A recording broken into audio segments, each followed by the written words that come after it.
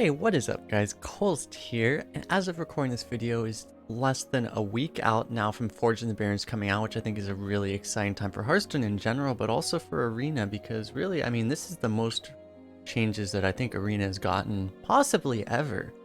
So I just wanted to make this video and talk about some of the most impactful cards, and as in the title of the video, one of the cards that really surprised me. I'm not sure if you guys, I feel like this could be a surprising card, not the one people would expect, but it is on this page, so you want to take a quick guess of which one it is? Well, the card I am talking about specifically is South Sea Scoundrel. The reason why I'm so surprised that Blizzard actually printed this card is that basically just because I deem this battle cry as a positive effect. This card is very comparable to an old card which was printed, which was Gryphon, a 4-mana 4/5 with a very similar effect, some kind of a thing where you give your opponent something but you also take it, but you can influence what you give them, so it should usually help you out, right? It's a very similar thing here. But the reason this surprises me so much is I deem this as a positive effect, and it's on a 4-mana 5/5 body. So it feels like we have actually passed the singularity point. Normally, like, I mean, there've been there's way too many of them to even list out. There's so many cards that are like, you know, usually used to be you would give up something to get an effect, right? But now there's so many like 3-mana 3/4s that have an effect. But we're actually passing the point where not only is it vanilla, it's actually above vanilla. It gains a stat over like a Chillwind Yeti, and it also has a positive effect. So we are reaching levels that I don't know if we ever thought we would get to, but you know, welcome to Hearthstone in 2021. And while we're at that, I just want to talk a little bit more about like some of these other cards that are really going to influence the meta. So staying on the same mana cost, since we have Overstated 4-drops, if you remember like Keening Banshee, for instance, this was another 4-mana 5/5, but that one had a negative effect, or usually negative effect. But then it was an extremely powerful card in Arena because of how quickly it would just destroy the enemy hero. 5 damage per turn is a lot. Then you actually have in this expansion 3 different 4-drops. This one 4-mana 5/4, not super crazy, but this other one in particular, Darkspear Berserker, a 4-mana 5/7, has the death rattle negative, but that death rattle doesn't even matter if you're the aggressor or also if the thing just never dies because it just, you know, kills the enemy hero, right? So the rate of the game, just the amount of damage being dealt if you get an early advantage, is just going to be really brutal. So compared to, I think, what people are used to, one of the shocking things, just in general, because the power level of the game has increased, and even in these other minions like the 3-mana 3/4s and stuff that have upside, just since everything's going to have really good stats, the games are just going to end really quickly if any player gets an advantage. And so this will be like a really big impactful thing. And in addition to these cards, there's also, we'll come back to 3-mana in a second, but because of particular card, let me see, where is it exactly? Where is it? 3-mana card, there it is. The Watch Post, just another card which really punishes you if you fall off board. These entire Watch Post cards, basically, there's a 2-mana Watch Post too, which makes your cards more expensive. They punish you for falling off board, and the other card I wanted to point out, the Razormane Raider, 5-mana 5/6 frenzy attack random enemies, so it's kind of, it's like a one-time Wind Fury, basically. Just one of the best aggressive 5-drops ever printed, outside of like maybe like Fel Reaver, which was a 5-mana 8/8. That was pretty good too. But yeah, just an amazingly well-statted card that just ends the game quickly. And in comparison to just all of these aggressive options, like there's some taunts in this set. Let me see, I think I have one of these tabs. Like these are all, yeah, this is all of the taunts. And there are some classes, like in particular, I think Shaman and Priest are the most equipped to deal with aggro, and Warrior Mage to an extent, and actually Druid is getting a lot of taunt, but they have some ability to deal with it. But all of the other classes I didn't just name, which is 5 out of the 10 classes, really have nothing. So if you get ahead against any of those other classes, they're just gonna roll over and die, basically.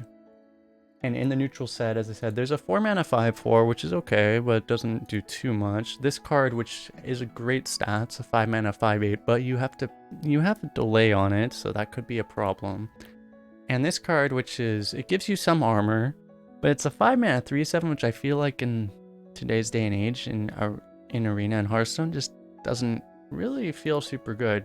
So essentially what you're seeing here is that there's some exceptions in the class cards, like the warrior card here and the priest card here are really insane. But in the neutral, just the cards that most classes have access to, as opposed to a lot of the other stuff that I was talking about, where you really don't have to give up stuff. Like, you look at Death's Head Cultist, for example. This is a 3-mana 2/4. You're really giving up stats here.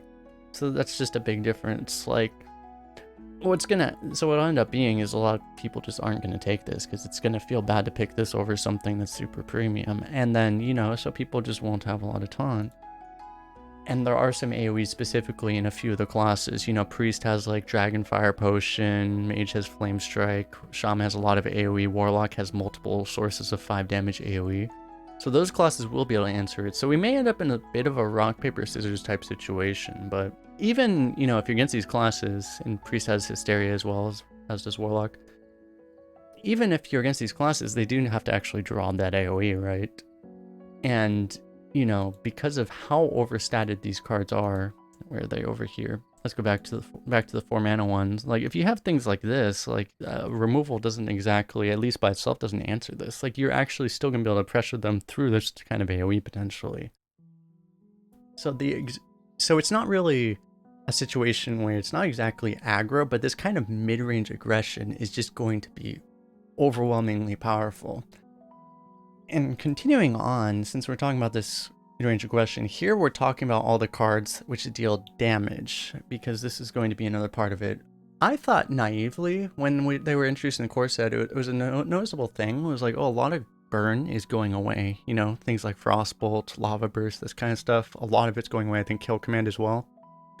But I thought that they were going to reduce burn in the game, but that was not actually the case, because they were not removing this. They were just redistributing it and replacing these cards, because these cards, the burn from these cards has basically been replaced and some. So some of these cards that have potential to be pretty crazy burn damage, like Wildfire, this can just turn, you know, especially if you play like 1 or 2 or even 3 of these, Mage suddenly becomes like a super hunter, right? This thing is deal 2 damage, not a lot, but it goes face and it can give you a fireball or something else that also goes face. Piercing Shot, this thing is pretty much just the new kill command, but it's also removal at the same time. This thing for Hunter, it's only 1 damage, but you know, if you're in this situation where the Hunter's just trying to hero power you down, that if you have an odd life total, that 1 damage might be the difference, right? That might cut off a turn. So that could be really significant. And just in general, I just think that there's a lot of this kind of aggressive options, and they're really just, there are some ways to deal with it. Even like Rogue has Oil Rig Ambusher, which can be 2 or 4 damage, and they also have, where's their rank card? They have the card which turns into, yeah, Wicked Stab. This thing turns into 6 damage. There's just a lot of damage. And again, like the healing is going to be really expensive, so it's going to be really difficult to actually counteract this kind of stuff. So I think people are going to be a little caught off guard by just how quickly a lot of games are going to be ending with the new expansion. And but yeah, that's my main point there. And the other card I wanted to talk about, since one of the questions I got is what do I think is going to be like, I don't think there's exactly a new Twin Tyrant. I already talked about Watch Post, maybe this would be the new thing. There's other cards you can compare this to a little better, but the new Claw Machine, I think there is a good answer for what the new Claw Machine will be. And I think that is Venomous Scorpid, because it's a 3-mana 1/3 poisonous battle cry, discover a spell. It's very, very similar to Primordial Explorer, which was a hunter card, which was amazingly good. It discovered a dragon instead of a spell, and it was a dragon instead of a beast. But yeah, discover, a thing I've said a lot in my card reviews is I think anything that has discover is going to be really, really good now, because so many of the bad options you could get, especially for something like spell, pretty much all the bad spells got removed from the game. So discover a spell is going to not only give you something good, it's going to give you multiple options of really good cards. So a card like this is going to be absolutely insane. I think this is going to be like, going to prove to be like the new Claw Machine type card. Pretty much like an auto pick in basically every class. Now that it used to be discover a spell wouldn't be as good in certain classes, but now it's going to be good in every class. But yeah, otherwise, if you want to see more of my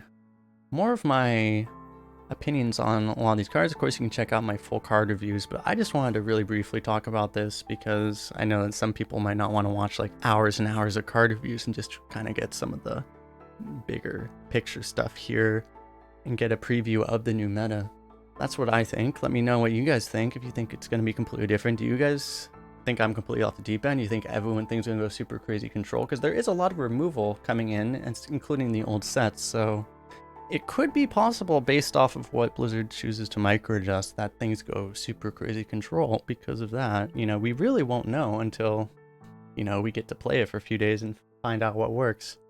But yeah, anyway, if you like this video, don't forget to like and subscribe. And again, you can check out some of my other stuff if you want to see more of my thoughts on these cards. But yeah, otherwise we'll see how things are when the cards come out. But yeah, thanks a lot again, everyone. We'll see you guys next time.